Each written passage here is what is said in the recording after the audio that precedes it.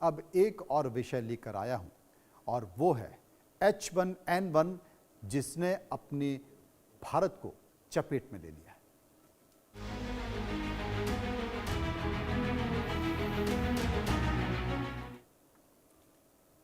बात अब N1H1 virus की। यूं समझिए कि एक अदृश्य हत्यारा हमारे सांसों के रास्ते चुपचाप आपके शरीर में दाखिल हो रहा है।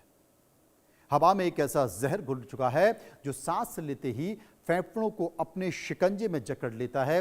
अस्पतालों के गलियारों में स्ट्रक्चरों की आपाधापी मची है। डॉक्टरों के चेहरे पर गहरी चिंता की लकीरें हैं और मरीजों के परिजन खौफ से कांप रहे हैं। ये कोई आम मौसमी बीमारी नहीं है, बल्कि इंसानी शरीर का H1N1 वायरस का वो जानलेवा हमला है जिसने पूरे देश में हाहाकार मचा दिया है। सांस फूलने की शिकायत लेकर आ रहे बच्चे और बुजुर्गों को देखकर डॉक्टरों के भी हाथ पांव फूल रहे हैं। हवा का ये कतरा अब एक खौफनाक खतरा बन चुका है। लोग मास्क के पीछे अपने चेहरे छिपा रहे हैं, लेकिन ये वायरस इतनी तेजी से रूप बदल रहा है कि आपकी जरा सी भी लापरवाही आपको सीधे अस्पताल के इमरजेंसी वार्ड में पहुंचा सकती है।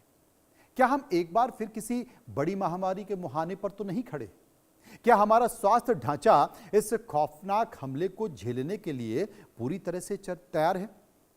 ये तमाम सारी चीजें और इसी के मद्देनजर मैं समझिए.com में इस मुद्दे को लेकर आया हूं, क्योंकि देश भर में H1N1 यानी कि स्वाइन फ्लू के मामलों में बहुत ही जबरदस्त उछाल आई है और यह उछाल चिंता का रूप ले चुकी है। आंकड़े इतने भयानक हैं कि स्वास्थ्य मंत्रालय जेपी नड्डा ने बैठकर इस पर एक गंभीर बैठक की है। तमाम राज्यों तक उसको लेकर एडवाइजरी जारी की है और तमाम राज्यों की राजधानी में हड़कंप मचा हुआ है। पिछले महज 24 घंटे के भीतर रिकॉर्ड 300 के आसपास कंफर्म मामले दर्ज किए गए हैं, जिसके साथ ही देश में कुल संक्रमितों का आंकड़ा 3000 को पार कर चुका है। जो तमाम पिछले और निचले इलाके हैं, ग्रामीण इलाके हैं, वहां से तो डेटा अब तक आया ही नहीं है।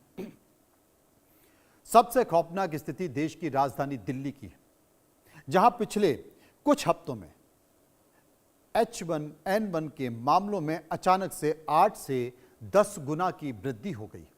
अस्पतालों का आलम यह है कि आम जनता तो दूर, शासन प्रशासन चलाने वाले बड़े बड़े नेता मंत्री भी इस वायरस की चपेट में आकर आईसीयू में, वार्डों में भर्ती हैं। वीआईपी वार्ड से लेकर सामान्य इमरजेंसी तक हर जगह सिर्फ ऑक्सीजन सिलेंडर और नेबुलाइजर की मांग बढ़ गई है। मौसमी बदलाव और हवा में बढ़ती नमी के कारण वायरस की संक्रामकता इतनी उग्र हो चुकी है कि घर के किसी एक सदस्य को संक्रमण होते होते पूरा परिवार बिस्तर पर पड़ जा रहा है। जब भी H1N1 वायरस अपना सिर उठाता है तो दुनिया के सबसे खौफनाक काले अध्याय की यादें ताजा हो जाती है। इंसानी इतिहास में इस वायरस का रिकॉर्ड बेहद खूनी और विनाशकारी रहा है। H1N1 का सीधा संबंध 1918 के उस कुख्यात स्पेनिश फ्लू से है, जिसने पूरी दुनिया में तबाही का ऐसा नंगा नाच किया कि कब्रिस्तान छोटे पड़ गए थे। उस वक्त इस जानलेवा वायरस ने दुनिया भर में लगभग 5 करोड़ से अधिक लोगों की जान ले ली थी। यह आंकड़ा प्रथम विश्व युद्ध में मारे गए कुल लोगों की संख्या से भी कई गुना ज्यादा था। वैज्ञानिक दृष्टिकोण से देखें तो H1N1 इन्फ्लुएंजा वायरस का ही एक बेहद म्यूटेटेड और खतरनाक रूप है। साल 2009 में भी इसी स्वाइन फ्लू ने पूरी दुनिया को हिलाकर रख दिया। जब विश्व स्वास्थ्य संगठन को इसे वैश्विक महामारी घोषित करना पड़ा था। इतिहास गवाह है कि जब जब वायरस का जेनेटिक स्ट्रक्चर बदलता है, यह मानव शरीर की रोग प्रतिरोधक क्षमता को चकमा देकर फेफड़ों को सीधे निशाना बनाता है। और यही वजह है कि आज जब H1N1 के केस तेजी से बढ़ रहे हैं तो महामारी विशेषज्ञों की नींद उड़ी हुई है। ये केवल एक आम फ्लू नहीं है, बल्कि इसके भीतर इतिहास की सबसे बड़ी त्रासदी को दोहराने का जेनेटिक कोड मौजूद है और इसी के इर्द गिर्द तमाम सारी चीजें घूम रही हैं।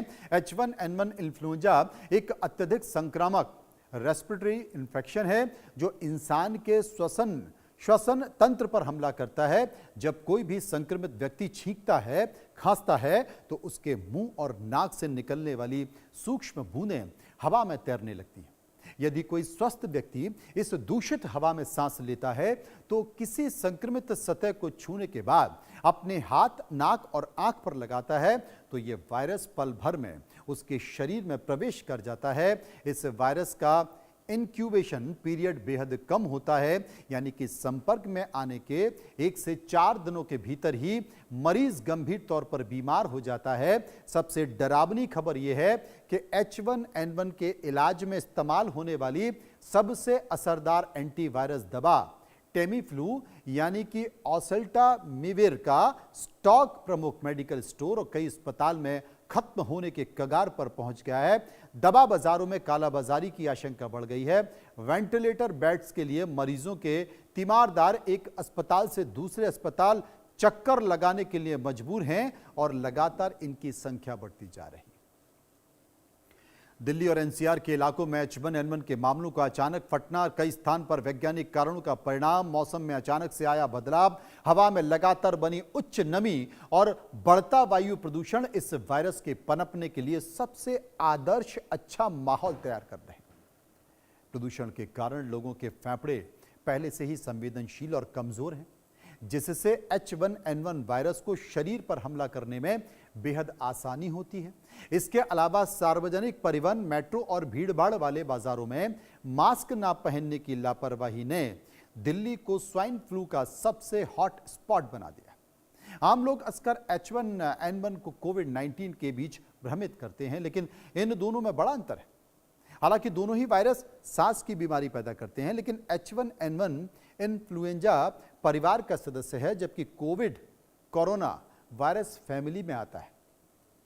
H1N1 में मरीज को बहुत ही अचानक से 101 और 104 डिग्री तक तेज बुखार आता है, गले में भयानक खराश होती है, मांसपेशियों में असहनीय दर्द हो जाता है, जबकि कोविड में स्वाद और गंध का जाना एक खास बड़ा प्रमुख लक्षण है। H1N1 में फेफड़ों में कफ जमा होता है, अचानक से सांस फूलती है और बेहद प्राथमिक और जानलेवा लक्षण ये माना जाता है। इसलिए अगर आपको ऐसा लग रहा है तो तत्काल डॉक्टर को दिखाइए, खुद का ज्ञान मत पेलिए। H1N1 की उत्पत्ति का इतिहास जानवर से इंसानों में वायरस के ट्रांसमिशन की एक खौफनाक मिसाल है। मूल रूप से यह वायरस सुअरों में पाया जाता है, पिग में, जहां इसके जेनेटिक मटेरियल में म्यूटेशन हुआ और यह इंसानों को संक्रमित करने में सक्षम हो गया। अब यही वजह है कि इसे आम भाषा में स्वाइन फ्लू कहा जाता है।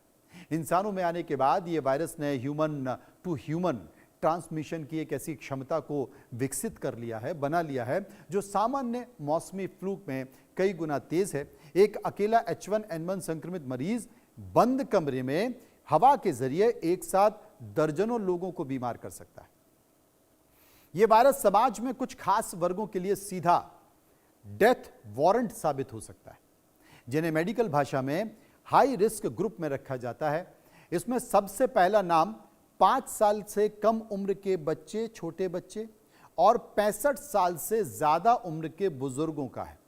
इसके अलावा गर्भवती महिलाएं, डायबिटीज, कैंसर, हृदय रोग और किडनी की बीमारी से पीड़ित मरीज इस वायरस का सबसे आसान शिकार बनते हैं। उदाहरण के लिए, यदि किसी एस्थमेटिक मरीज को H1N1 का इन्फेक्शन हो जाए तो उसके फेफड़े कुछ ही घंटों में काम करना बंद कर देते हैं और उसे तुरंत वेंटिलेटर सपोर्ट की जरूरत पड़ती है। आप सोचिए कि अगर कोई बीमार व्यक्ति है, सांस की बीमारी उसे है और अगर ये हो जाए तो वो क्या करेगा। रोजमर्रा की कुछ छोटी छोटी सी बुरी आदतें हैं आपको H1N1 का शिकार बना सकती हैं।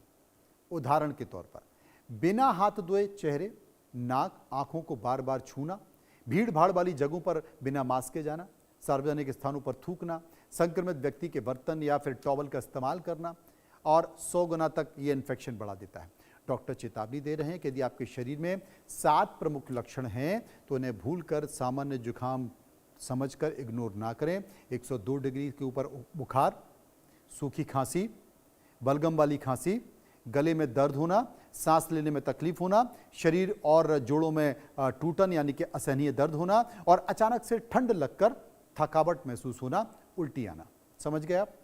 अगर ये है तो तत्काल डॉक्टर के पास जाइए कि आपको H1N1 हो सकता है। अपने स्वास्थ्य का ख्याल रखिए, इसलिए समझिए.com में आपको मैं समझाना चाहता था। नमस्कार।